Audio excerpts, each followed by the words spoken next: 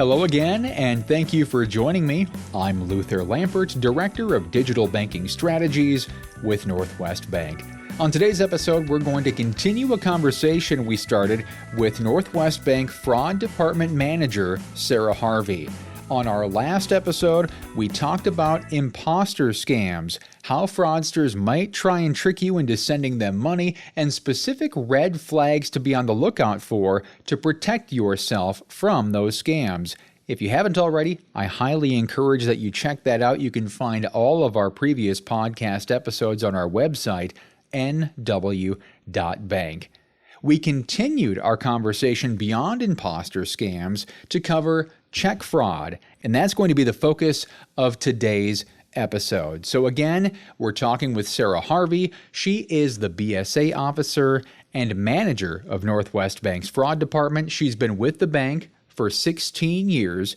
She's been on the fraud team for 11 years. She has managed that team for 7 years, and she brings that experience to our conversation around check fraud. Sara, we've been talking a lot about the impersonation scams and potentially fraudsters trying to get money from you. But there are times where fraudsters will attempt to give money to you or give too much money to you in the form of check fraud. Can you explain how that works and some of the different check fraud scams that you've seen? Yeah, really, we see check fraud in a few different ways. I'm first going to talk about check fraud that is debiting our customers' accounts. So they're losing money or potentially losing money in these scams. We could see this via a counterfeit check, as in the customer did not issue that check. These checks are completely bogus. They could resemble a customer's check, the look of it, or they could be completely different where they look nothing like our customers' checks that they normally write off their accounts.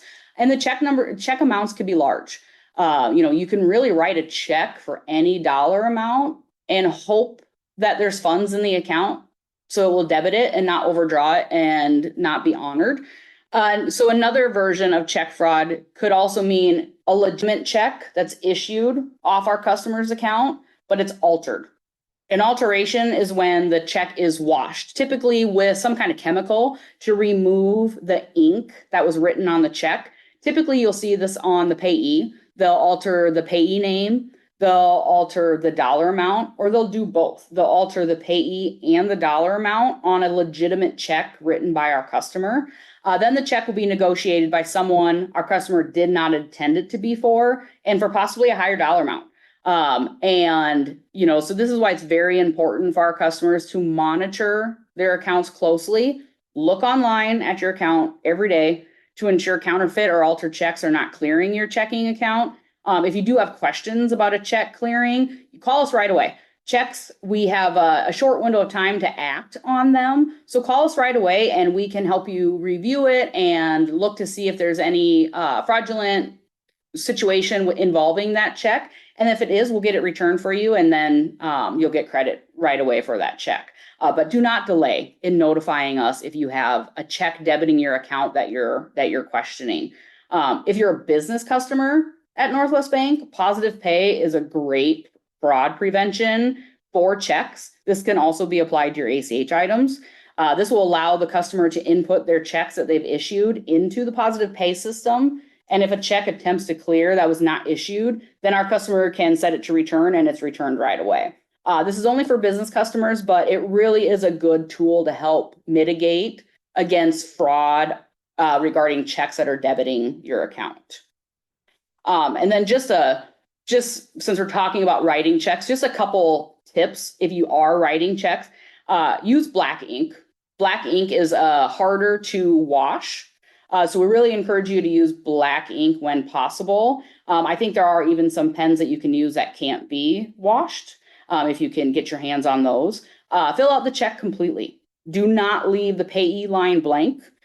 In the line where you write out the dollar amount, don't leave any spaces. If it doesn't fill the whole line, put a line through it so there's no extra spaces that somebody could add to your dollar amount. And then also use an alternate payment if possible, rather than paying by check. So then on the other side of check fraud, like you had alluded to, Luther, about our customers receiving checks. Yeah, another form we're seeing is it's a result of these counterfeit and altered checks. Our customers are depositing fraudulent checks into their accounts at Northwest Bank. They're being told by somebody to deposit the check and then send part of the money back to another person, or back to them, or even to a company, all before the check can be even discovered that it's fraudulent. Our customers are receiving these checks sometimes out of the blue, but most of the time they're receiving them as part of a scam. They believe they were just hired for a job online and they received this check and they were supposed to go and purchase some of their equipment to perform the job. They might be selling something online and they received a check from the buyer, but the check is for too much. It's for way more than what the purchase price was agreed upon. And typically the check will not be from the buyer. So you're talking to the buyer online, you get the check, but the check is from a completely different person or even a company, and typically out of the state, not in a bordering state to you. It's somewhere completely different than where you were expecting it to come from.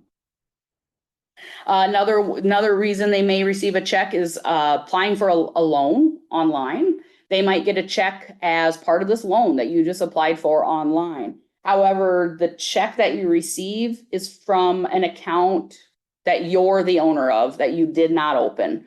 We see this one often. And so the check will come in and it will be payable to you, and it's from you at a bank account that you do not own. Again, that should be a red flag that this is not a legitimate check because you do not own that account. In all of these, our customers are being told to deposit the check into their bank account right away. As soon as you receive it, deposit it into the account. A lot of times they're advising or instructing you to deposit it through mobile deposits or through the ATM. So then you don't have to interact with a bank employee while you're making your deposit. So we see it through mobile deposit and ATM deposits quite often. And then once the check is deposited, they're telling you to use the funds. Somehow use the funds. And it's usually about 80 to 90, 95% of those funds you're now sending to another person or you're sending to a company. Our customers have sent the money out from their account through a wire, through cash, gift card purchases, or sending money through, platforms such as Zelle, Venmo, Cash App. They might even come in and take cash out and again, mail it or put it into a Bitcoin terminal. The scammer in this is telling you to move quickly. They need you to do all of this the same day that you deposit the check. And they're doing that because they know the quick turnaround times for the check to be returned. Once the bank that is issuing the check, they realize it's fraudulent, they will return it back to Northwest Bank, and then those funds will be debited from our Northwest Bank account that deposited it. By this time, our customers have already spent the majority of the funds, and then their account is sitting in an NSF status. And so similar to the impersonator scams, the red flags, you went over them with check scams as well. It's the urgency. It's too good to be true. They sent me too much money. I'm getting a check from someplace I didn't think I'd be getting a check from. So any other red flags with check fraud that differ maybe from the impersonation scams? Really, I think it all comes to there. It's all similar red flags, but a lot of times I think with these ones, it's why did I get the check from the person I got it from? Because typically you'll get a check from who you weren't expecting it to be from. Your gut will tell you a lot, and really just listen to your instincts, follow your gut. They're usually right on. But yeah, the biggest thing with the check fraud is the check you received is not who you were expecting it to be from. So we've talked about two different types of scams. Are we seeing one more than the other, or are they both pretty common today? I mean, really, we're seeing the impersonation scam more than we're seeing check fraud. The impersonation scam is just very prevalent. It's not just at Northwest Bank. It is every bank is seeing it. And it doesn't matter the location, doesn't matter if you're in the Midwest, doesn't matter if you're in a bigger city. It is happening everywhere. But check fraud really is on the rise also. US wide, across the nation, check fraud is increasing. Here in January, the FBI actually put out a public service announcement about check fraud, specifically relating to mail theft related check fraud. So this is how the check fraud is happening. Checks are being stolen from the mail. It's happening so often. The FBI and the Postal Service are putting announcements out and public service announcements to let people know what is happening and how you can kind of protect yourself from that. So a couple things that when I read the public service announcement from the FBI that I took away as key things to help you, pick up your mail right away. Don't leave your mail that you've received in your mailbox, because say you're getting a check from somebody. If you leave that in your mailbox, especially overnight, that's when people are stealing mail out of residential mailboxes. If you are mailing a check, use the mail slot inside your local post office for mailing checks as much as possible. That just lessens the chances of somebody else being able to access that check. And then also consider paying your bills by electronic forms. You can pay through e-check in a lot of places, ACH by using your checking account number and your routing number, your debit card. These are safer than physical checks just because of the current fraud we're seeing in mail theft. If you feel like you are missing checks out of your mailbox that you mailed or that you were supposed to be receiving, get in touch with your local post office. The Postal Inspection Agency, they want to know about these. So report it if you have suspicions that this is happening. So if any of our listeners have found themselves questioning a check that they've received or a text message that they've gotten, and they've noticed these red flags, what should they do? I mean, they should let the bank know, but what other avenues should they report this to maybe try and prevent this from happening to others in the future? Yeah, you said it. The biggest thing, call your bank. If it has anything to do with your finances, call your bank. Stop in and talk to your banker. We have the training, we have the knowledge to help you report anything if it has happened, or if you're just at the beginning stages where you've gotten that text message. We can help you delete the text messages, block the phone numbers. We can also help you report to certain agencies that maybe need to know about what's going on. The FBI has an IC3 group. This is their cybercrime. This is where a lot of these get reported because most of these scams start somewhere online, whether it's a Facebook message or it's an email or anything you do online. If it's part of the scam, report it to IC3. This FBI agency is great. They jump on these right away. If you're not comfortable reporting it to IC3, it's online. It's an online complaint center. You don't have to speak with anybody. But if you're uncomfortable, come into your bank. If you allow us to report for you, we're just going to ask for all the details. We're going to ask about what all happened. But I'm happy to report it on your behalf. I have done this for other customers. But obviously local law enforcement, if it appears to be a scam that's happening locally, go to your local law enforcement and report it to them. Your local FBI office, you can always call them, can always call the FBI and report. Postal inspector, if this is anything related to mail theft, report it to the postal inspector. Federal Trade Commission, a lot of these scams are reported to the FTC.